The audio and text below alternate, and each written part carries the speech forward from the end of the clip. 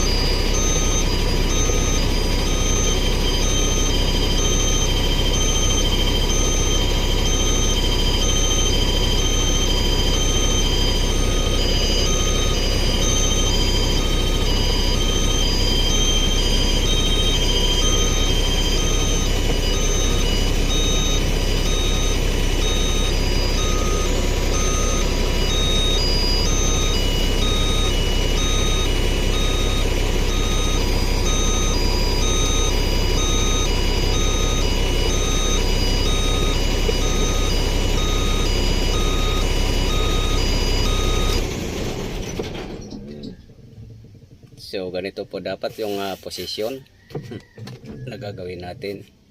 Pero kapag nag-adjust po tayo dito, dapat po yung gulong po nung nasa harap, hindi po yung nasa likod, yung nasa harap, kasi yung harap po yung gumagalaw habang ginagalaw natin itong steering wheel na to. Titingnan po natin, halimbawa ito nakasiting na po ng tuwid ito, pero yung gulong po dapat tuwid din siya. Tingnan nyo po yung pagkakaiba nito. Ayan, sa baba. Ayan. So kung napapansin nyo po ay halos sa 5 degrees or 10 degrees nakapihit po yan, yung gulong na yan. Dapat straight position po siya. So mali po yung posisyon ng steering wheel talaga. Ayan o, nakapihit siya. Ayan. So kailangan bago po tayo huhugot ng steering wheel ay dapat nakatuwid po itong gulong na yan. So tingnan nyo, straight position itong steering wheel, pero yung gulong ay nakapihit po ng pakaliwa, halos 5 to 10 degrees. So mali po. So paanda rin natin ulit. itutuwid po natin yung gulong bago po natin hugutin itong steering wheel na to. Paanda rin natin ulit para mahituwid yung gulong. Kasi kapag hindi natin pinaandar, hindi po natin kayang pihitin to dahil matigas po yung manibela.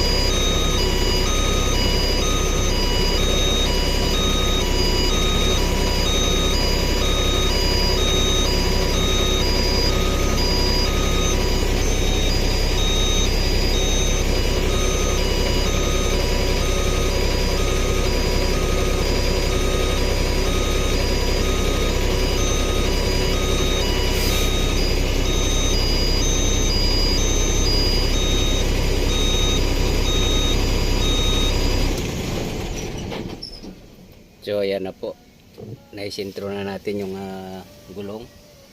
So yan po yung gawin nating reference, yung gulong na yan.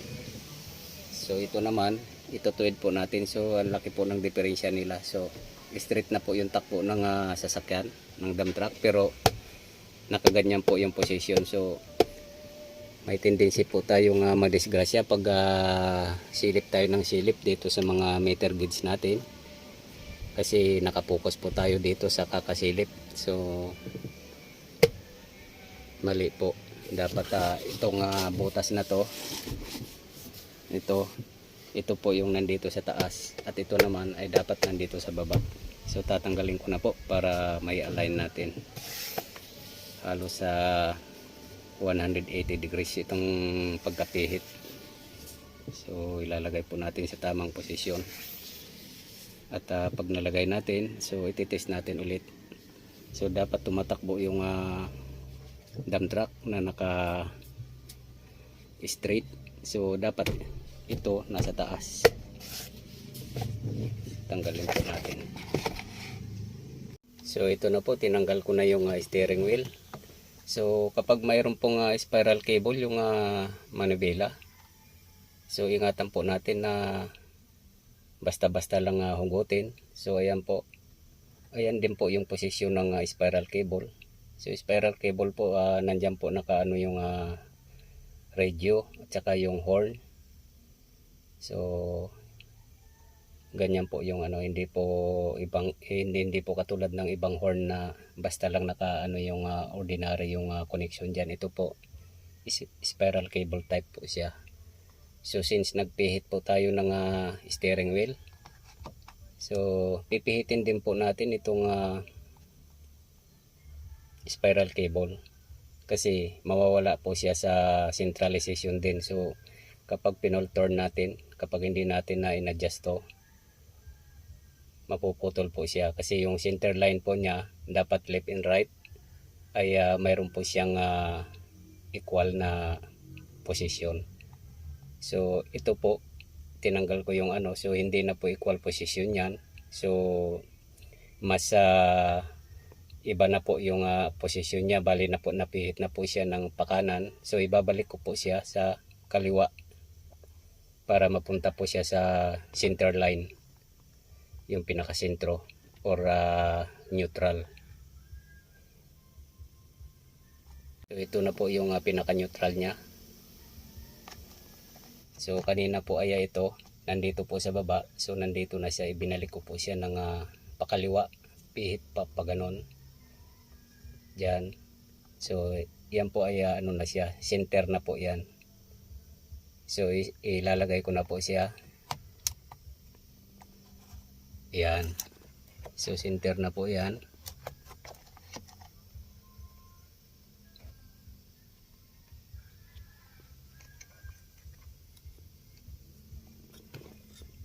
Ilalagay na po natin. So ayan na po. So hindi na magagalaw yan kasi may guide na siya. So wag natin basta-basta pihitin to dahil isasalpa ko na po itong manubila. Ito. Kasi nag-centralize tayo nung manubila, so isi-centralize din natin itong spiral cable para hindi masira. So ito na po siya, naisalpak ko na siya.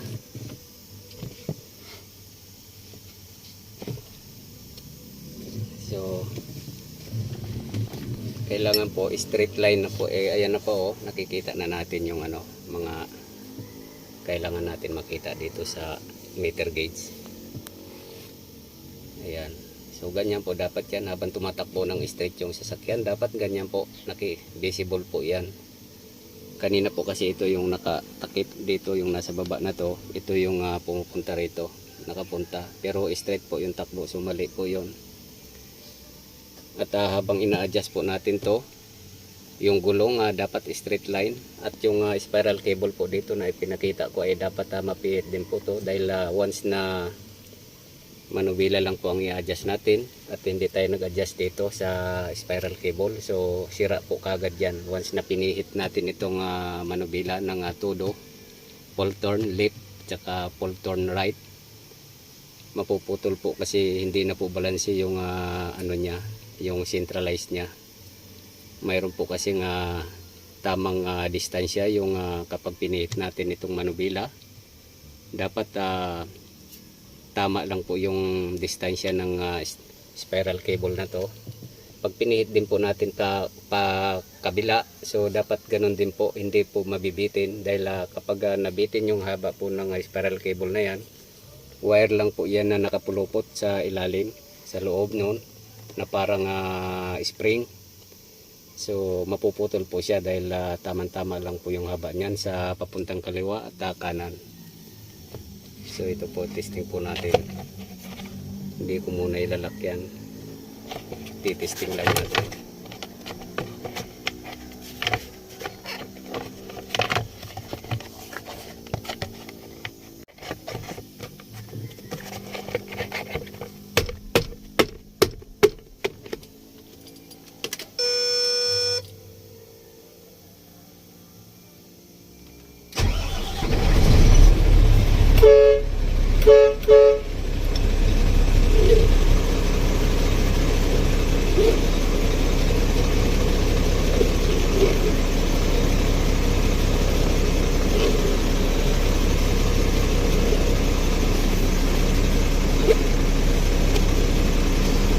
Ayan, full turn yan.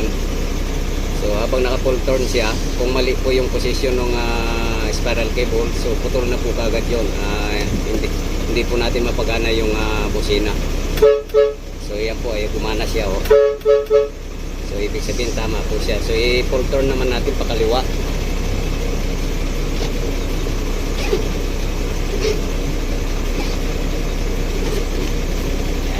So full turn po to. So wala po naging problema. So tama po yung adjustment din ng spiral cable. At itong steering wheel naman, so ayan po, naka-straight siya. Yan po yung tamang posisyon. At yung gulong din po ay titingnan natin. So ayan po,